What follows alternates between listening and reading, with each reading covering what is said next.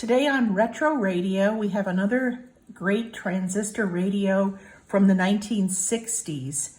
This particular model is a Sampson AM radio.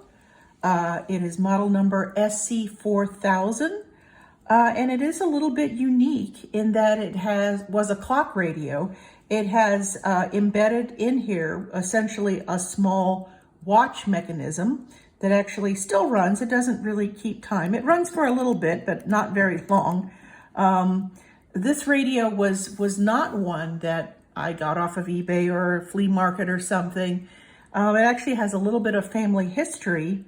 My father had gifted this particular radio to my mom's mother, my grandmother, who was one of the first people to actually have hip replacement surgery in Germany.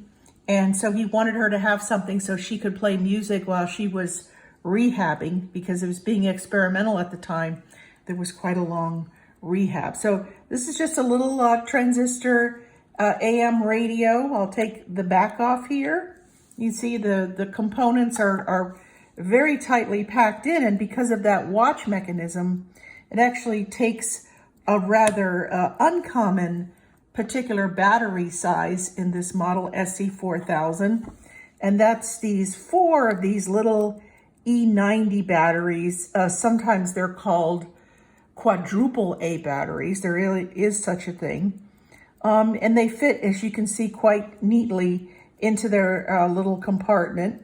This radio has been serviced. I did send it in because it almost had no volume left, and it was recapped, and they also repaired the batteries, which unfortunately had corroded at one point when the radio was forgotten and put away. And so when I got it, when my grandmother gave it to me, it also comes with a beautiful, a classic leather carrying case, which I also still have.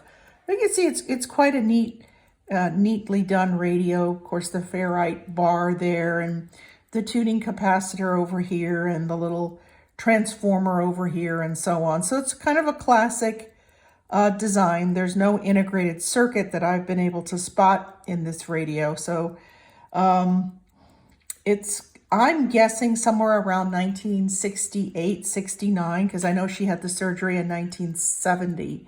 So it's nice. It has a kind of a nice color. This plastic on the case is very brittle. You can see there's a few pieces missing already. This little piece here I have to glue back on.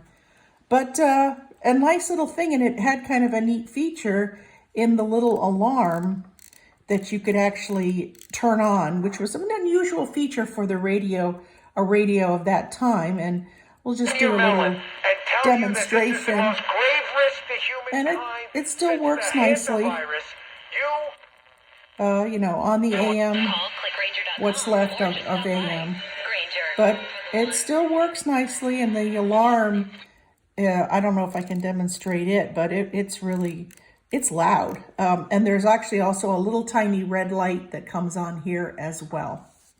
So just a little demo of this particular radio, and a nice little one, because it also has some family history attached to it.